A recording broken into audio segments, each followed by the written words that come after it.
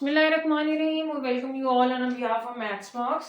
आज हम लोगों ने न्यूमेरिकल एनालिसिस का लेक्चर नंबर 6 डिलीवर करना है और ये लेक्चर बेसिकली डिफरेंट ऑपरेटर्स इसमें डिस्कस करेंगे जो आगे नेक्स्ट लेक्चर नंबर 7 में इंटरपोलेशन या एक्सट्रापोलेशन में आप ये जो है ना इस्तेमाल करेंगे। ये लेक्चर बहुत ज़्यादा इंपॉर्टेंट है। इसमें से अक्सर प्रॉपर्टीज डिफरेंट टेस्ट में आ रही होती है। पीएचडी, एमफिल टेस्ट हो, पीपीएससी हो, एफपीएससी हो, एसएसटी के जो टेस्ट होते हैं एनटीएस के थ्रू हो जाए, ईटीसी के थ्रू हो जाए, तो इस चैप्टर में से प्रॉपर्टीज जो रिजल्ट्स है ना वो बहुत ज्यादा इंपॉर्टेंट है। तो सबसे पहले इसमें हम लोगों ने पढ़ने ऑपरेटर्स। ऑपरेटर्स की बेसिकली डेफिनेशन क्या होती है? ऑपरेटर हमेशा अपने से बाद वाली चीज पर ऑपरेट होता है। फॉर एग्जाम्पल ऑपरेटर में आपने प्लस पढ़ा हुआ है, अगर मैं ये लिख दूं तो इसका कोई मीनिंग नहीं है, लेकिन अगर मैं इसको ये लिख लूं +2 तो इसका मीनिंग है। ये प्लस अपने से बाद वाली चीज पर ऑपरेट हो गया। इसी तरीके से अगर आपने 2 माइनस लिखा हुआ है तो इसका कोई मीनिंग नहीं है। -2 लिखा हो तो इसका मतलब है -2। ये -2 नहीं होता, स्टार्ट में हो तो इसको -2 पढ़ते हैं। अगर मैंने इसको ऑपरेटर बनाना है, बिल फर्स्ट 2 प्लस अभी ये ऑपरेटर की कैटेगरी में नहीं है। अगर मैंने प्लस को ऑपरेटर बनाना है तो मुझे यहाँ पर कोई नंबर लगाना पड़ेगा ताकि प्लस अपने से बाद वाली चीज पर क्या हो जाए, ऑपरेट हो जाए। अब की केस में ये ऑपरेटर बन गया। अभी 2 माइनस कोई ऑपरेटर कंसीडर नहीं हो रहा, नेगेटिव साइन जो है ना ये वाला माइनस, ऑपरेटर साइन कंसीडर नहीं हो रहा। लेकिन अगर मैं यहाँ पर 3 लिख दूं तो अब की बार ये क्या होगा, ऑपरेटर कंसीडर होगा। बिल्कुल उसी तरीके से न्यूमेरिकल एनालिसिस में डिफरेंट सॉर्ट ऑफ ऑपरेटर्स आप इस्तेमाल करते हैं। सबसे पहले फॉरवर्ड डिफरेंस ऑपरेटर होता है आपके पास, forward difference operator. Forward difference operator इसको आप ऐसे डिफाइन करते हैं, इसकी जो मैथमेटिकल रिप्रेजेंटेशन है उसको हम इस नेबुला साइन से, ठीक है, ट्रायंगुलर साइन जो होता है ना, नेबुला तो मेरे ख्याल में, हाँ नेबुला नहीं है, ये ट्रायंगुलर साइन है। नेबुला बैकवर्ड डिफरेंस ऑपरेटर के लिए इस्तेमाल होगा, वो नेक्स्ट टाइप के होगा। ये ट्रायंगुलर जो सिंबल होता है ना वही हम फॉरवर्ड डिफरेंस ऑपरेटर के लिए इस्तेमाल करते हैं। अच्छा, इसका जो जनरल फार्मूला है वो फॉरवर्ड डिफरेंस आप इस तरीके से निकालते हैं, डेल वाई आई, ठीक है। तो आप इसका डिफरेंस निकालेंगे, इससे अगली वैल्यू i+1 में से आप ये वाली वैल्यू क्या कर देंगे, माइनस कर देंगे, तो ये आपके पास फॉरवर्ड डिफरेंस कहलाएगा। अगर मैं स्पेसिफिकली इसमें वैल्यू ले लूं, डेल वाई नॉट ले लूं, तो यहां पर मतलब 0 से बड़ी वैल्यू क्या है, 1, और फिर ये वाई नॉट उससे माइनस हो गया। इसी तरीके से डेल वाई 1 लूंगी तो उससे अगली वैल्यू y1 से अगली वैल्यू 2 है, y2 में से y1 को क्या कर दूंगी, माइनस कर दूंगी। तो ये बेसिकली आपके पास डिफरेंस ऑपरेटर है। और इसी तरीके से अगर आप आगे चलाते जाएंगे तो ये सारे के सारे आपके पास कहलाते हैं फर्स्ट फॉरवर्ड डिफरेंसेस, ठीक है। इसको कहते हैं फर्स्ट फॉरवर्ड डिफरेंस। जरूरी तो नहीं है कि पेपर में आपसे फर्स्ट फॉरवर्ड डिफरेंस के बारे में पूछे। अगर पहला डिफरेंस ले सकते हैं तो फिर हम सेकंड डिफरेंस भी तो ले सकते हैं। तो सेकंड डिफरेंस अगर हमने लोगों ने लेना हो तो उसमें हमारे पास फर्स्ट डिफरेंस खुद इस्तेमाल होता है। मतलब इसी तरीके से अगर मैं लिख दूं, डेल के ऊपर स्केयर लगा दूं तो इसका मतलब है ये सेकंड डिफरेंस है। वाई नॉट अगर मैंने लिखना है तो यहाँ पर जो फॉर्मूला अप्लाई होगा वो होगा डेल,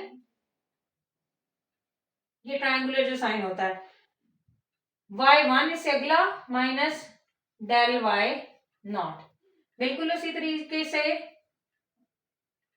डेल स्केयर y1 आपके पास किस तरह से होगा, forward difference of y2 minus forward difference of y1।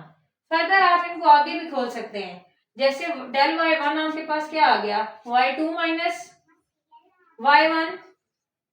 बिल्कुल उसी तरीके से डेल वाई नॉट आप तलाश कर लें, वो क्या है, y1 माइनस वाई नॉट। तो आपसे पेपर में ये डायरेक्ट फार्मूला भी पूछा जा सकता है, आपसे सेकंड डिफरेंस को फर्स्ट डिफरेंस के साथ रिलेट करके भी पूछा जा सकता है, और ये भी कहा जा सकता है कि फर्स्ट डिफरेंस सेकंड डिफरेंस जो है वो y की वैल्यूज में एक्सप्रेस करें। तो फिर आपको दरमियान में ये वाला स्टेप भी इन्वॉल्व करना पड़ेगा, और ये आंसर आपके पास क्या बन रहा है y2 और माइनस टू y1 हो जाएगा और प्लस y0। मतलब ये सेकेंड डिफरेंस को आपने फर्स्ट डिफरेंस की फॉर्म में भी याद रखना है और डायरेक्ट y की फॉर्म्स में भी याद रखना है। इसी तरीके से डेल y2 डेल y1 इसको भी आप क्या कर सकते हैं, आगे वो आपसे पेपर में पूछ सकता है। अच्छा, अब ये दिखने में तो फार्मूला बहुत आसान है, लेकिन ये अप्लाई कब होता है ये हमें मालूम नहीं होता। हर जगह पर आप फॉरवर्ड डिफरेंस ऑपरेटर इस्तेमाल नहीं कर सकते।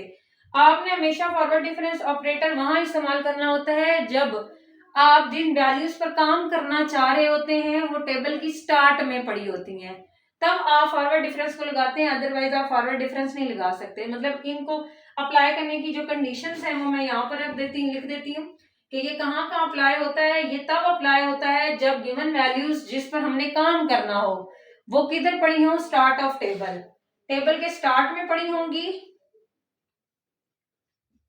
तो तब हम ये डिफरेंस लगाएंगे, अदरवाइज ये डिफरेंस नहीं लग सकेगा। और सबसे इंपॉर्टेंट बात, मैंने जैसे बताया कि फॉरवर्ड डिफरेंस हर जगह नहीं लगता। फॉरवर्ड डिफरेंस आप उन टेबल वैल्यूज पर लगा सकते हैं जो इक्वली स्पेस्ड हो, जिनका आपसी डिस्टेंस बराबर हो। ऐसा नहीं होता कि फॉर एग्जाम्पल मैंने कहा 1 2 और मैंने देन आपको आगे कह दिया 5, तो इनमें तो इक्वल डिस्टेंस नहीं है ना, तो इन पर आप फॉरवर्ड डिफरेंस नहीं लगा सकते। तो फॉरवर्ड डिफरेंस ऑपरेटर लगाने के लिए जो दूसरी शर्त है वो ये है कि x की वैल्यूज इक्वली स्पेस्ड होनी चाहिए, वैल्यूज शुड बी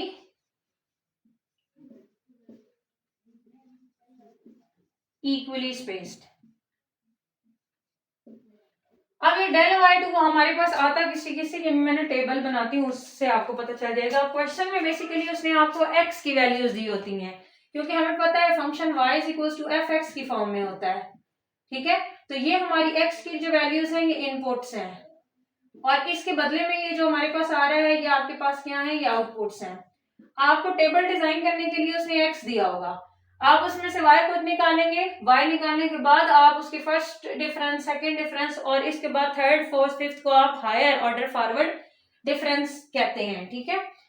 और इसका भी मैं टेबल आपको बनाना सिखाती हूँ कि टेबल कैसे, लेकिन ये दो बातें आपने लाजमन याद रखनी है कि स्टार्ट ऑफ टेबल पर ये पेपर में आ भी जाता होता है कि किस तरह से किस टाइप की वैल्यूज पर ये लगता है। जो इक्वली स्पेस्ड होंगी तब लगेगा, इक्वली स्पेस नहीं है तो फिर आप ये नहीं ऑपरेटर लगा सकते, फिर आपने कोई और ऑपरेटर लगाना है। स्टार्ट ऑफ टेबल वैल्यूज अगर हैं तो तब आप ये लगा सकते हैं, अगर एंड ऑफ टेबल है तो फिर आप ये नहीं लगा सकते। अब ना कुछ बातें हमने ना इसकी टेबल से भी याद रखनी है, उसमें से भी क्वेश्चन आ जाते होते हैं कि जो फॉरवर्ड डिफरेंस टेबल है उसकी कुछ प्रॉपर्टीज हैं। वो पहले फॉरवर्ड डिफरेंस टेबल बनाते हैं, फिर उसको हाईलाइट कर देती हूँ कौन कौन सी चीज आपने अपने माइंड में रखनी है। इस टेबल को आप डिफरेंस टेबल भी कहते हैं। एक ही आपके पास क्या होता है, डिफरेंस टेबल, और दूसरा आप इसको नाम देते हैं फॉरवर्ड डिफरेंस टेबल। दूसरा नाम आप इसको फॉरवर्ड डिफरेंस टेबल कहते हैं, और तीसरा इसका नाम होता है डायगोनल डिफरेंस टेबल। ये आपको इनके नेम्स भी याद होने चाहिए कि फॉरवर्ड डिफरेंस टेबल को आप और क्या नाम देते हैं, फॉरवर्ड डिफरेंस, ठीक है, डिफरेंस टेबल। ये फॉरवर्ड डिफरेंस टेबल को डायगोनल डिफरेंस टेबल भी कहते हैं, ये आपने अपने माइंड में रखना है। इसको डिजाइन करने के लिए ना हमें बेसिकली एक्स की वैल्यूज उसने खुद से दी होती है। मतलब यहाँ पर एक्स, ये वाई, ये फर्स्ट डिफरेंस हमने निकालना है, यहाँ पर हम सेकंड डिफरेंस निकालेंगे, और यहाँ पर हमने क्या निकालना है, थर्ड डिफरेंस निकालना है। इसकी डिफरेंट वैल्यूज ले लेते हैं। इसकी value x naught, x one, x two, x three and so on, जितनी मर्जी वो वैल्यू दे दे, कोई मसला नहीं है। तो इसके करस्पॉन्डिंग मैंने पहले आपको बताया है कि y किसके इक्वल होता है, y is equal to f x के इक्वल होता है। मतलब अगर मैं यहाँ x नॉट लगाऊंगी तो जवाबन मुझे y नॉट मिलेगा। तो यहाँ पर मेरे पास जो वैल्यूज आएंगी x नॉट की करस्पॉन्डिंग y नॉट, y1 के corresponding y1, then y2 and y3। मतलब फार्मूला से मैंने y की वैल्यूज निकाली गिवन x की वैल्यूज के लिए। और इन पर ये शर्त ये है कि ये इक्वली स्पेस्ड हैं, इनमें जो डिस्टेंस है आपस में वो बराबर है, तब ये टेबल बनेगा, अदरवाइज नहीं बनेगा। ये क्या है, इक्वली स्पेस्ड है। अच्छा, अब जब मैंने इसका टेबल बनाना है तो मैंने आपको बताया है कि मैंने पहले वाई नॉट के लिए निकालना है, तो मेरे पास जो पहला डिफरेंस निकलेगा वो क्या निकलेगा, उसको मैं लिखूंगी डेल वाई नॉट। वो किसके इक्वल होगा, वो बेसिकली वाई वन में से वाई नॉट को क्या कर दूंगी माइनस, मतलब यहाँ पर एक लिख लेते हैं, वाई वन में से वाई नॉट को क्या कर देंगे माइनस। सेकेंड जो डिफरेंस आएगा मतलब इसी कॉलम में जो वो आएगा वाई वन, वो किसके इक्वल होगा, वाई टू में से आप वाई वन को निकाल देंगे। इसी तरीके से वाई टू के लिए आपके पास क्या होगा, वाई थ्री में से वाई टू को निकाल देंगे। फॉर एग्जाम्पल आपको वो कहता है कि यहाँ पर डिस्कशन करें, यहाँ पर डिस्कशन करेंगे तो आपके फॉरवर्ड डिफरेंसेस तो निकलेंगे नहीं, टेबल खत्म हो जाएगा। इसी वजह से वो कहता है कि ये टेबल तब डिजाइन किया जा सकता है जब आपके पास डिमांडिंग वैल्यू टेबल के स्टार्ट में पड़ी हो। अगर एंड में पड़ी होंगी तो फिर तो आप फॉरवर्ड डिफरेंसेस निकाल ही नहीं ना सकेंगे, आगे वैल्यूज ही आपके पास नहीं होंगी। ठीक है, और अब इसका जब मैंने सेकेंड डिफरेंस निकालना है वो बेसिकली क्या हो जाएगा, यहाँ पर वो हो जाएगा डेल स्क्वायर वाई नॉट, और यहाँ पर हो जाएगा डेल स्क्वायर वाई वन। इसी तरीके से जो थर्ड डिफरेंस होगा वो आपके पास क्या आ जाएगा, डेल क्यू वाई नॉट। अब जरा आपने यहाँ पर एक बात गौर करनी है, इसको डायगोनल डिफरेंस टेबल क्यों कहते हैं। अगर आप इसका डायगोनल चेक करें, ये इसका डायगोनल मान रहा है, इसको डायगोनल डिफरेंस टेबल इसलिए कहते हैं कि जो इसकी डायगोनल वैल्यूज हैं उनके सबस्क्रिप्ट सेम है, 0 0 0 0। दूसरा डायगोनल अगर आप चेक करें तो दूसरा डायगोनल आपके पास ये बन रहा है, तो इसके भी सबस्क्रिप्ट आपके पास क्या है, सेम, y1 y1 y1। इस वजह से हम इसको क्या कह देते हैं, ये आपके पास कहलाता है डायगोनल डिफरेंस टेबल। अच्छा, ये याद रखिएगा कि आपके पास ये जो y नॉट है ना, इसको आप कहते हैं लीडिंग टर्म। ये कौन सी टर्म होती है, लीडिंग टर्म। और इस डायगोनल के अंदर जरूरी नहीं है कि ये डेल क्यूब पर खत्म हो जाए, अगर ज्यादा वैल्यूज होंगी तो ऑब्वियसली आगे ये टेबल चलता जाएगा। तो इस डायगोनल में पहली टर्म तो लीडिंग टर्म हो गई, इसके अलावा जितनी भी टर्म्स होंगी, अभी फिलहाल मेरे पास तीन है, del y naught, del square y naught, del cube y naught. ये जो तीन इस टेबल में अब आपको नजर आ रही है, इनको आप नाम देंगे, ये लीडिंग डिफरेंसेस कहलाएंगे।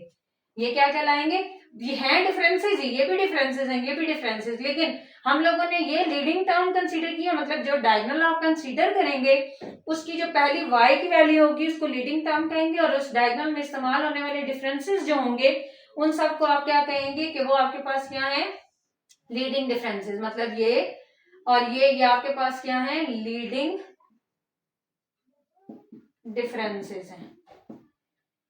ठीक है, अब पेपर में क्वेश्चन इससे रिलेटेड कैसे आता है, एक तो इसके नाम से रिलेटेड आता है, दूसरी ये किस कंडीशंस पर अप्लाई होता है वो बताता है।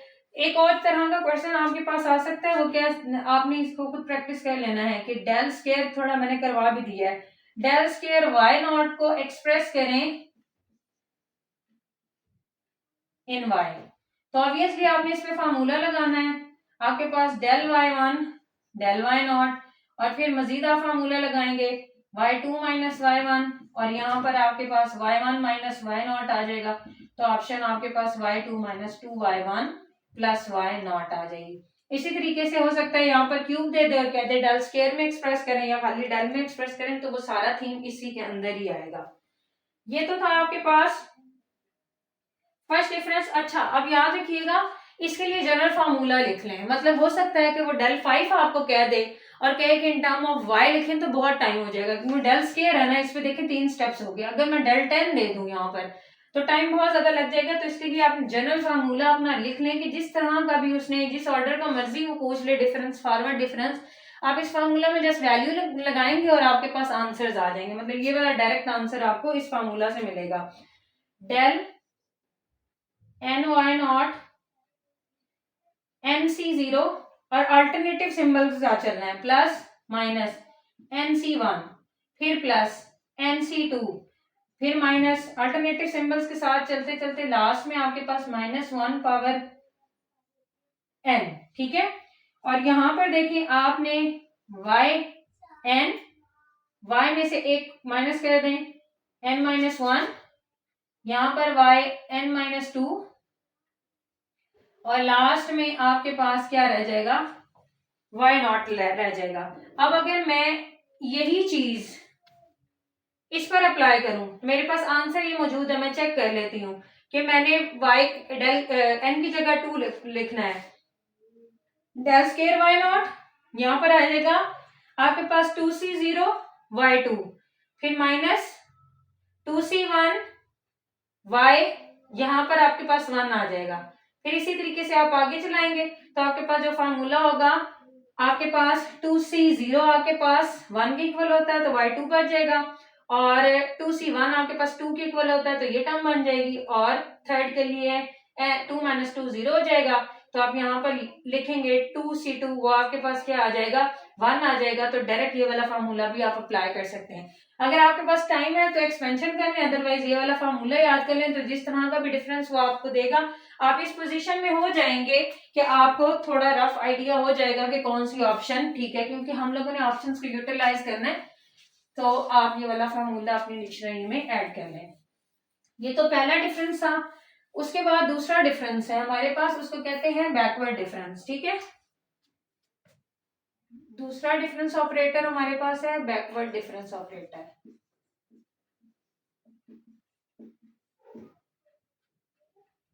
बैकवर्ड डिफरेंस ऑपरेटर को बेसिकली आप इससे शो करते हैं,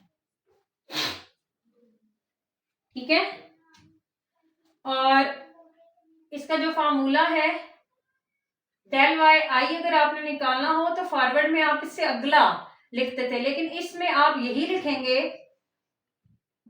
और इससे पिछला आप माइनस कर देंगे, मींस आपके पास ये फार्मूला रहेगा।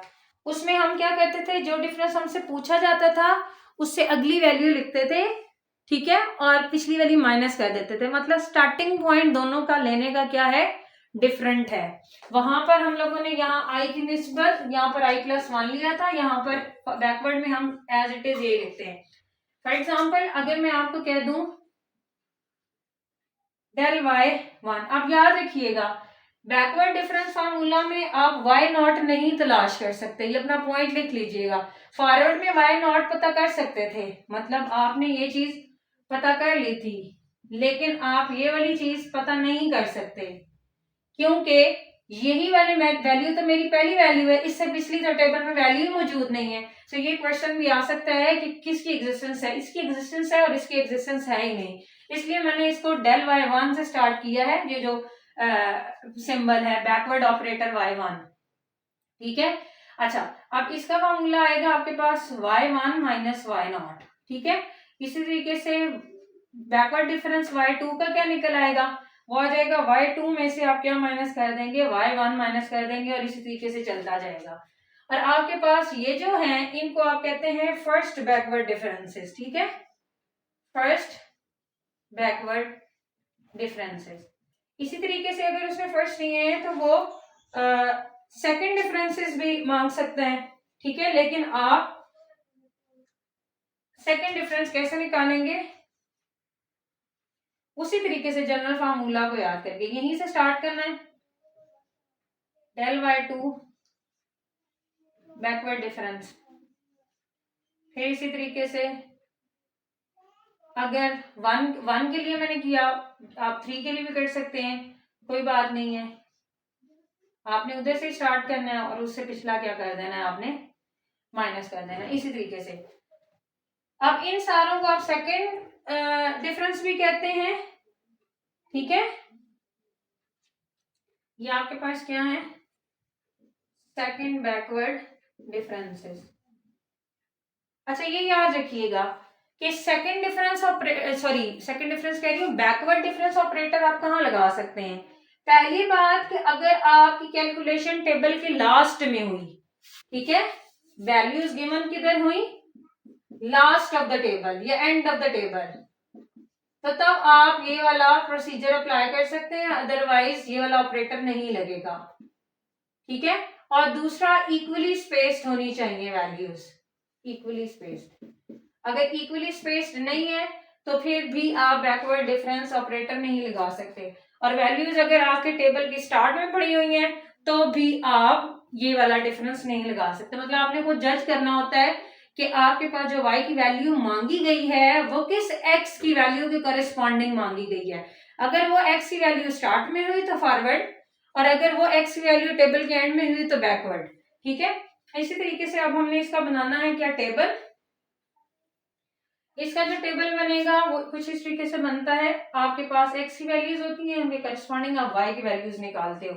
मतलब x0, x1, x2, x3 आपके पास वैल्यूज आती हैं y1, y0 सॉरी, यहाँ पर y1, यहाँ पर y2 और यहाँ पर y3।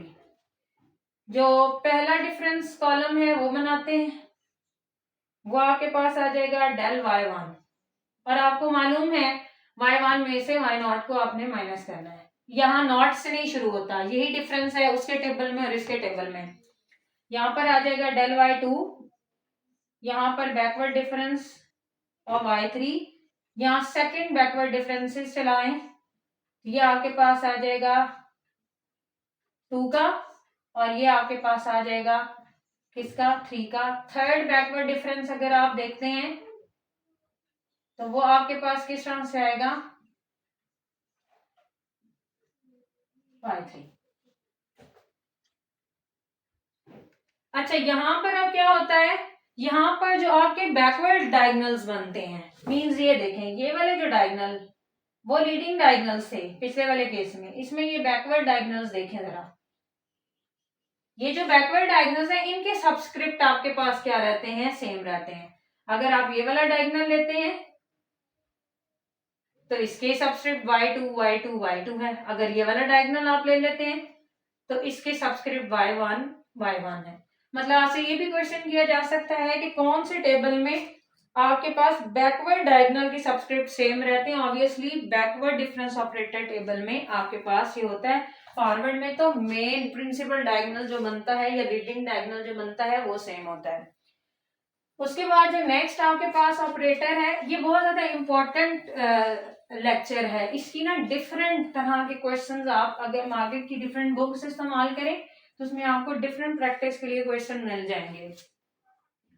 उसके बाद जो थर्ड आपके पास है वो है सेंट्रल डिफरेंस।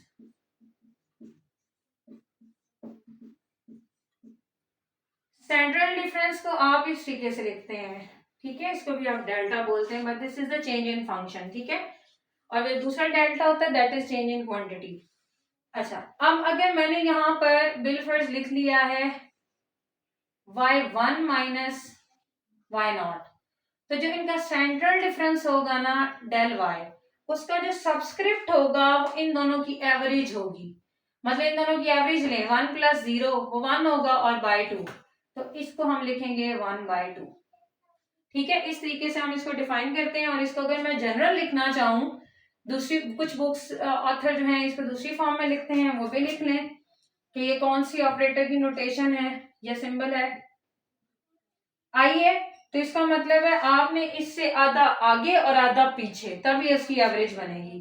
ठीक है, तो यहां पर आ गया y, यहां पर आ गया y, ये उससे आधा आगे +1/2 और ये उससे आधा पीछे -5/2। तो ये वाली चीज इस पर अप्लाई करें तो ये सेम ही चीज बनती है। ठीक है, अच्छा एक और बात याद रखिएगा, इनको आप कहते हैं फर्स्ट सेंट्रल डिफरेंसेस।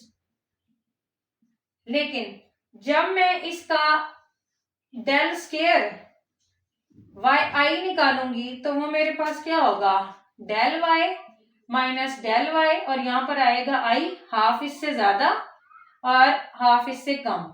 लेकिन आपकी बार मैं इसको सेकंड सेंट्रल डिफरेंस नहीं कहूंगी, क्योंकि किसी भी बुक में इसके लिए सेकंड डिफरेंस ऑपरेटर का नाम नहीं इस्तेमाल किया गया। इनको आप हायर सेंट्रल डिफरेंसेस कहेंगे, हायर ऑर्डर डिफरेंसेस कहेंगे।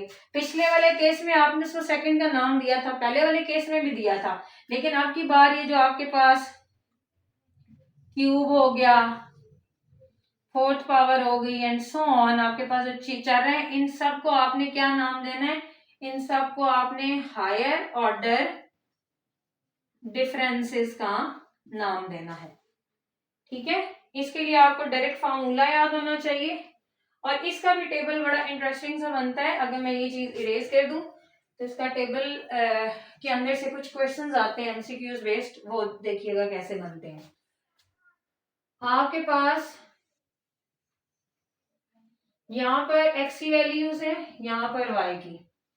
x की वैल्यूज y0, क्वेश्चन में ना आपको टेबल वैल्यूज x की दी होती हैं, आपको फिर कोई फार्मूला दिया होता है, आप उसके करस्पॉन्डिंग y की वैल्यूज निकाल लेते हैं। ठीक है, और फिर आप डिसाइड करते हैं कि आपसे क्वेश्चन के अंदर मजीद कैलकुलेशन किस वैल्यू पर मांगी गई है। वो अगर इसके करीब हो तो फॉरवर्ड, अगर इसके करीब हो तो बैकवर्ड, और अगर किसी सेंट्रल वैल्यू के करीब आ तो फिर हम सेंट्रल डिफरेंस भी लगा देते होते हैं वहां पर।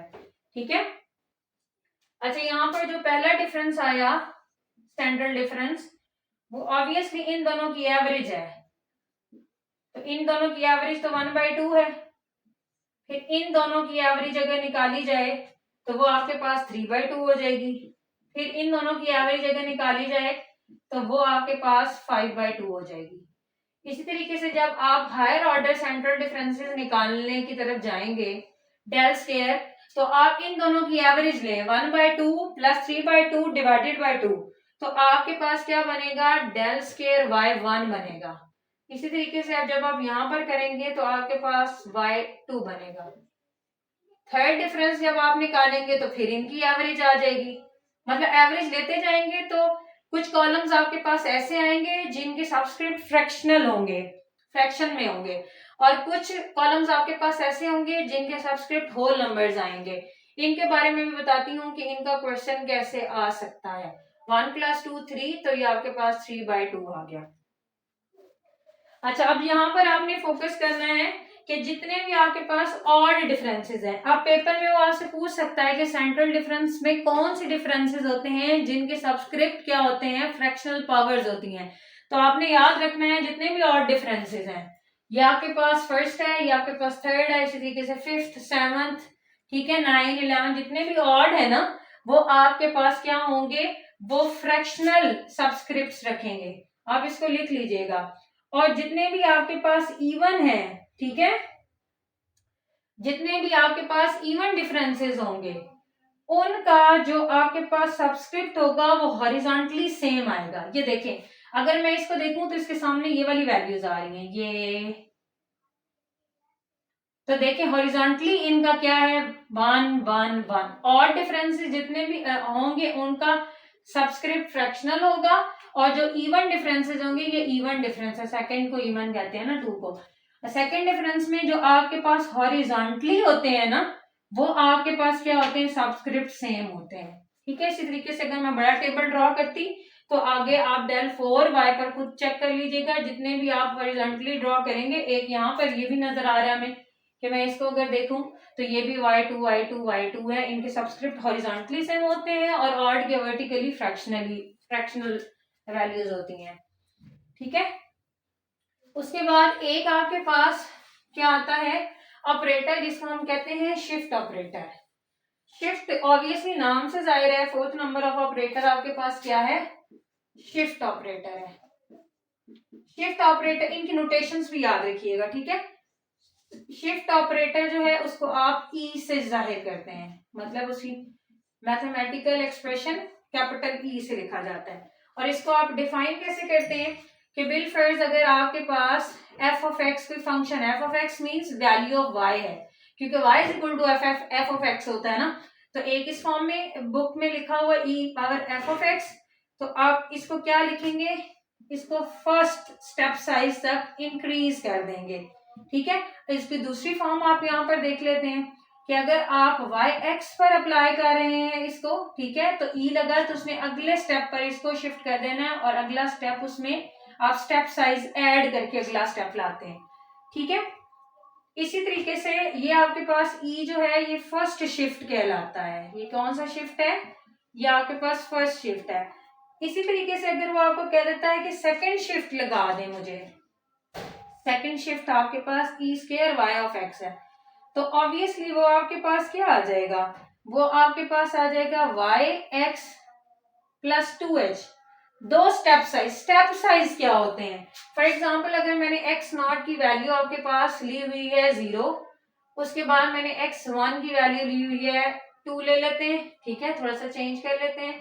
x3 की वैल्यू आपके पास 4 है और x4 की वैल्यू आपके पास 8 है। अगर आप इनमें डिफरेंसेस देखें तो 2 माइनस 0 विल बी 2, 4 माइनस, इसको कमेंट कर लेते हैं, इक्वली स्पेस के लिए डिस्कस करना है। 4 minus 2 will be 2, 6 minus 2 will be 2। तो ये जो 2 है ये स्टेप साइज है। क्यों? क्योंकि आप x0 में जब 0 पुट कर रहे हैं तो आपके पास y0 आ रहा है, लेकिन जब उसमें आपने स्टेप साइज ऐड की है, स्टेप साइज मतलब h की वैल्यू ऐड की है, h की वैल्यू इस केस में क्या है आपके पास 2 है, इसको डेल x भी कहते हैं, चेंज इन वैल्यूज को, ठीक है। अच्छा, डेल x आपके पास आ गया स्टेप साइज, तो वो आप क्या करेंगे, अगर y0 की वैल्यू है तो वो x0 पर आ रही है, इसी तरीके से y1 की वैल्यू कब आएगी, जब आप y0 में स्टेप साइज ऐड कर देंगे तो वो y1 की वैल्यू बन जाएगी। बिल्कुल उसी तरीके से अगर आपने 2 दफा ऐड करना है, 2 शिफ्ट्स लगानी है, तो पहले आप y0 से y1 पर जाएंगे, एक स्टेप साइज ऐड होगा, फिर y1 से y2 पर जाएंगे तो दूसरा स्टेप साइज ऐड होगा, इसलिए इसको 2h लिख दिया हुआ है, ठीक है। आप इसको इस फॉर्म में भी लिख सकते हैं, कोई मसला नहीं है। वो यहाँ पर क्या हो जाएगा, e square f of x f x plus 2h। ये बेसिकली शिफ्ट फार्मूला होता है और इसका जनरल फार्मूला आप लिख लें, वो क्या होगा, nth शिफ्ट आपके पास क्या होगा, yx plus n step size आपने क्या करने हैं, ऐड करने हैं, ठीक है। अब इसके बारे में ये फार्मूला आपका पेपर में आ सकता है और जनरली वो आपसे पूछ सकता है कि थर्ड में आप कितने स्टेप साइज ऐड कर सकते हैं या 5 में कितने स्टेप साइज ऐड कर सकते हैं। तो आपको याद होना चाहिए जितनी दफा आप शिफ्ट लगाएंगे उतने ही स्टेप साइजेस, मतलब उतनी दफा ही आप स्टेप को उठा के आगे लेके जाएंगे। ये आपके पास शिफ्ट ऑपरेटर था, देखिए अगर किसी चीज को आप आगे लेके जा सकते हैं तो आप पीछे भी तो लेके आ सकते हैं ना, तो इसीलिए इसका एक इनवर्स भी होता है। इसका इनवर्स जो बेसिकली फिफ्थ ऑपरेटर है हमारा, वो है inverse shift, inverse shift operator, नाम से ही जाहिर है, और इसकी वैल्यू होती है e-1। इनमें से क्वेश्चंस आए हुए हैं पेपर में।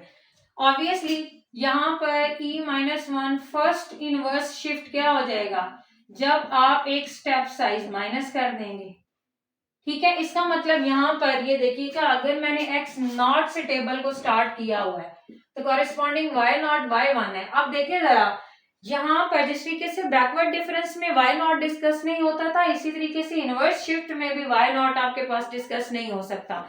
y0 अगर आप लेंगे तो उसको बैकवर्ड शिफ्ट कहाँ करेंगे, तो ये आपने अपने माइंड में याद रखना है कि y0 या x0 की वैल्यूज बैकवर्ड शिफ्ट में, बैकवर्ड डिफरेंस ऑपरेटर में और इनवर्स शिफ्ट ऑपरेटर में इस्तेमाल नहीं होती।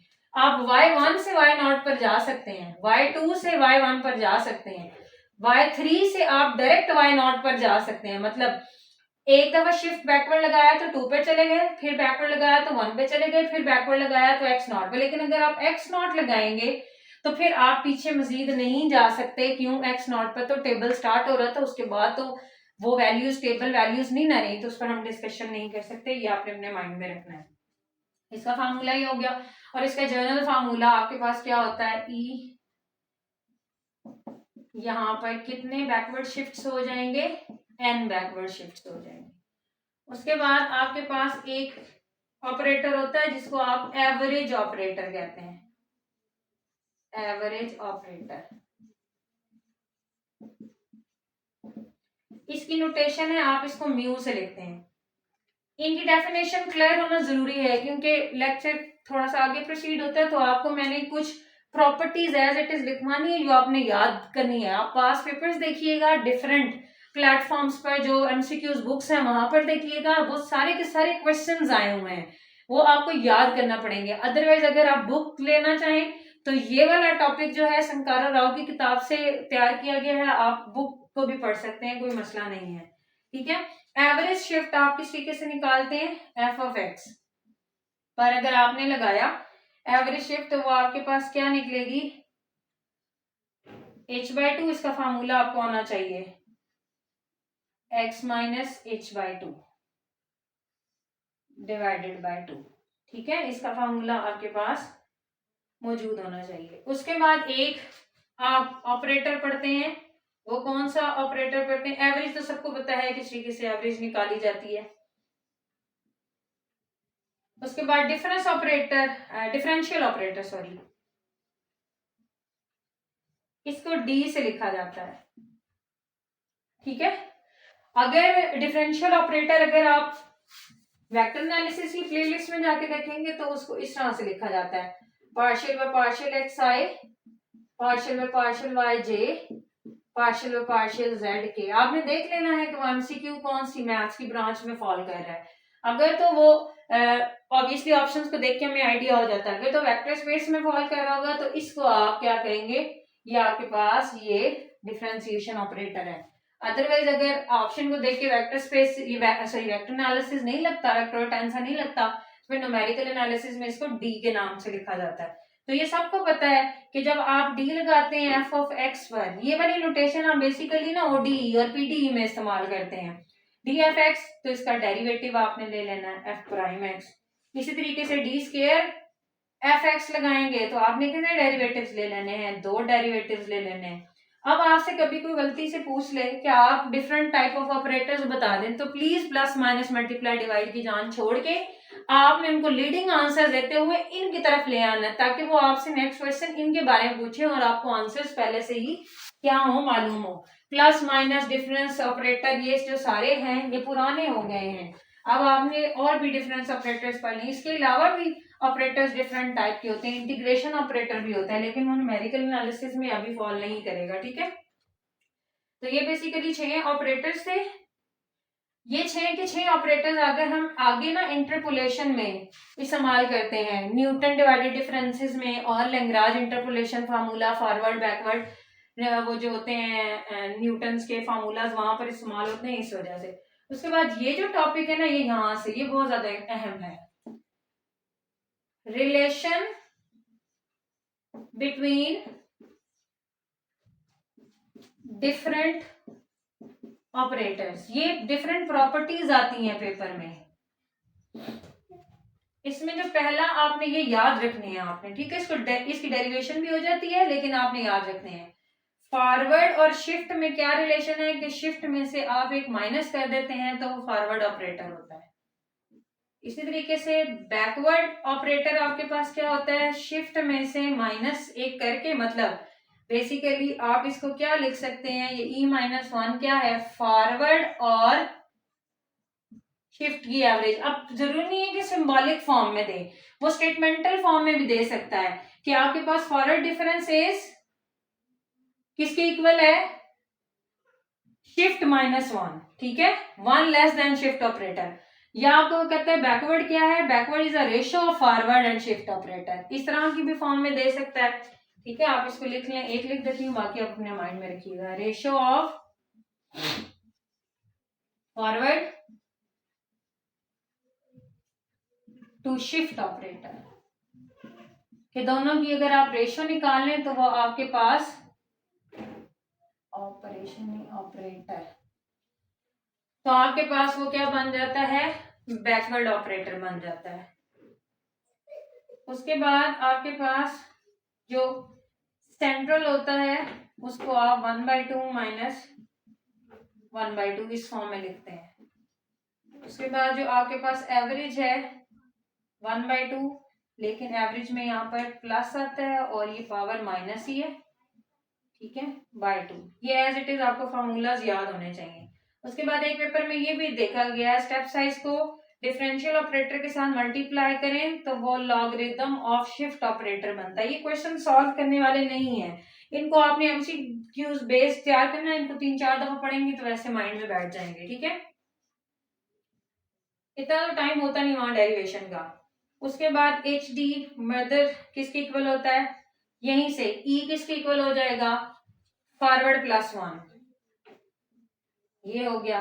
फिर आप इसको अगर बैकवर्ड की केस में लिखना चाह रहे हैं तो 1 माइनस बैकवर्ड। इसी तरीके से अगर आप इसको हाइपरबोलिक की फॉर्म में लिखना चाह रहे हैं, साइन हाइपरबोलिक एवरेज और सेंट्रल। ठीक है, ये फार्मूलाज आपको याद होने चाहिए। ये 6 हो गए, ये कुल मिला के कोई 12 हैं। और जरूरी नहीं है कि सारे ही आपके माइंड में फटाफट याद हो। आप इसको 5 से 7 बार पढ़ेंगे ना तो ये आपके माइंड में कुछ ना कुछ बैठना शुरू हो जाएंगे। ठीक है, तो फिर वहां पर ऑप्शन तो दी होंगी, तो आपको आइडिया हो जाता है कि कौन सी ऑप्शन आपके अनकॉन्शियसनेस में सेव है। डेल स्क्वायर म्यू स्क्वायर वो किसकी इक्वल है? 1 plus central by 2 whole square. ठीक है,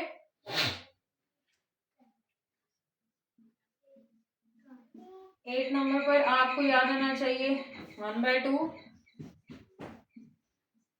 डेल बाय 2। 9th पे आपको फॉरवर्ड का एक और फार्मूला है, del square root 1 plus del square by 4। 10th number पर इन दोनों का जो प्रोडक्ट होता है एवरेज और सेंट्रल का, वो शिफ्ट और फॉरवर्ड ऑपरेटर अपने अंदर। आप एमसीक्यूज में ये नहीं कि सिर्फ ये प्रॉपर्टीज, आपको ये पूछ सकता है कि product of average and shift involve कौन कौन से ऑपरेटर्स उसमें इन्वॉल्व होते हैं। तो आपको नजर आ रहा है कि इसमें फॉरवर्ड इस्तेमाल हो रहा है और इनवर्स शिफ्ट इस्तेमाल हो रहा है। ऑप्शन में वो डिफरेंट ऑप्शन फिर खुद क्रिएट कर लेगा। इसी तरीके से इन दोनों का प्रोडक्ट किसकी एवरेज होती है? फॉरवर्ड और बैकवर्ड ऑपरेटर की एवरेज प्रोडक्ट के बराबर होती है। ठीक है, स्टेटमेंटल फॉर्म भी आपने अपने माइंड में याद रखनी है, जैसे थोड़ी देर पहले मैंने लिखी है।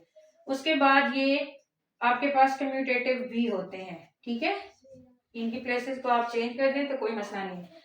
अब इस जो ऑपरेटर से रिलेटेड एक थ्योरम है वो बहुत ज्यादा इंपॉर्टेंट है और पास्ट पेपर्स में देखा भी गया है उसका रिजल्ट, वो आप नोट कर लें। थ्योरम, ये डिफरेंट सब्जेक्ट में थ्योरम की एग्जिस्टेंस है। वो क्या कहता है? nth डिफरेंस आपने लेना है, nth डिफरेंस ऑफ किसका? एक पोलिनोमियल का लेना है और उसकी डिग्री क्या है?